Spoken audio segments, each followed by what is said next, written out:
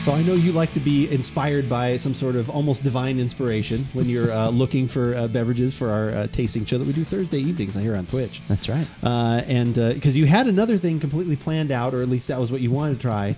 And then what struck you about this beverage that we're actually going to have that made you change your mind? The color of the can. No, I'm just kidding. Wait a minute. That's a great Tom Cruise movie, but go on. The color of can? The aluminum Maverick? turns into money. Okay. Oh, turns yeah, into, that's right. We had to be topical. We've got a Top Gun reference in here or something like that. Actually, the fact that this was something I hadn't tried and I've heard good things about, as opposed to the wine was something I have had. And I know sometimes it's nice to have not had the item in question, the beverage in question. So we have a new experience with a prickly pear cider. For this Give It a Shot. I'm Andrew. And I'm Keith. And we are AboutBeverages.com. And the beverage that we're about today is the Two Towns Ciderhouse Prickly Pearadise Prickly Pear Cider. That is correct.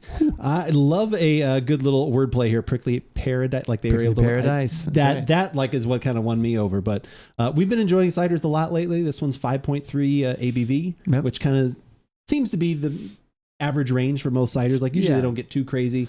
We've had some that was like, did we have like an imperial cider? We had an imperial that was 8.5. That was like kind of green apple. That was really good. That was good. Yeah. The Excelsior. That's right. But no, I have heard from a few coworkers and also from some customers that this is pretty good. So I thought, hey, why not? You thought maybe we should give it a shot. There you go. Thank you. Always got to keep the branding going there.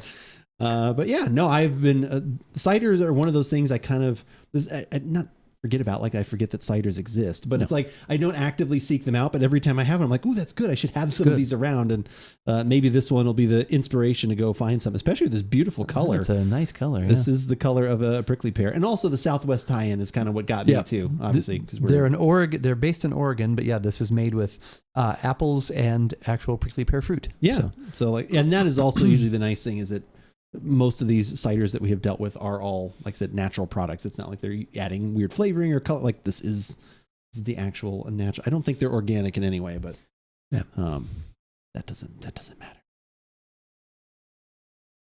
Subtle yet robust. Yeah, a little bit of apple. Yeah, and then there's something a little deeper that I can't. Yeah, I guess that's the prickly pear. Yeah, I've had some prickly pear jams here and there in my lifetime, but like I said, I don't know exactly what what a prickly pear aroma, like I can say like, oh, there's that part that's the prickly pear, but there is another, like I said, there is another fruit that's kind of going on there with the apple. I'm also getting, is there a little spice like a cinnamon or something in there too? It's something. It's very subtle. Like it's not like it's hitting me like, cinnamon, like apple cinnamon or pie crust or anything like, but there is some other like light spice like that in there too, but it smells good. It's almost nice. Like black raspberry. It's like a deeper, darker fruit. Yes. And that's probably the prickly pear, I'm guessing. Yeah, I'm going to guess that as well. So. The taste? Yeah. All right. I like that because the apple is there, but I like ciders that, that focus on the apple, but sometimes it can be a little too much. Right. So this kind of like has that dialed back as an under note, and then I'm guessing it's the prickly pear. Let's just start calling it prickly pear. Let's call it prickly pear. Then that prickly pear just comes through, and kind of smooths that off, and that's good actually. That is delicious. Yeah. That is really good. Like I said, that prickly pear, it almost does have like like black raspberry, like a deeper kind of note to it. The apple is definitely, I'm not really getting any of the spice in the flavor. It's got a nice tart to it. My mouth is watering a little. Yeah. This is delicious. I like this. Yeah, it's not overly sweet. Like I said, but is a little bit tart. So probably maybe a little more toward the dry side, I guess. Is that? There's always like these. There's always like that's if you look up ciders, like it'll usually tell you kind of on the scale of like where these different things are at. But this is really. Yeah, I would definitely say it's not sweet. So yeah, but I would say more toward the dry. So that's.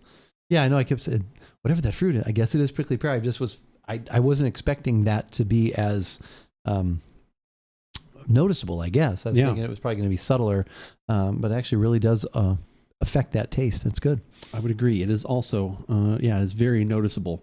Also noticeable, if you're looking for it, is me taking a sip. That too is our website, AboutBeverages.com, where you can find everything we have ever done, at least in the internet. Like I said, there's some things on there you got to keep personal. But if we've done something in regards to beverages, you will find it there, whether it's podcasts, news, articles, videos, all that stuff is there. If you only want the latest videos, which we greatly appreciate that you do, go hit the subscribe button at YouTube. You can find everything that we have done there that has been in video form, of course.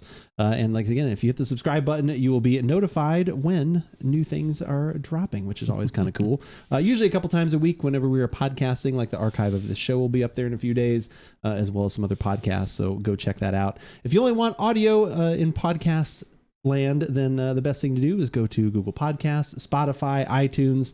If you have a favorite podcasting app, just search for About Beverages. You will probably find us there. I'm like 98% certainty on that one, as well as 100% certainty you will find us on all of these pillars. Oh, those 3 pillars of social media. 3 pillars, at least for us. That's right. Instagram, TikTok, and Twitter, which is the one that we use most often to let you know what's going on at About Beverages. Like earlier this evening when I tweeted that we were about to go live on twitch.tv/AboutBeverages, which we do most Thursday evenings around 5:30 Pacific, when we get together, record these podcasts, try some other beverages, talk about whatever happens to come up, and just hang out with you and have some good laughs. Also throughout the week, Andrew's going to let you know what he is doing in the gaming world and what he will be drinking as he's doing that. That's true. Whew. And so for all the latest at About Beverages, follow us on Twitter. But as we always say, whether we like it or not, you should give it a shot.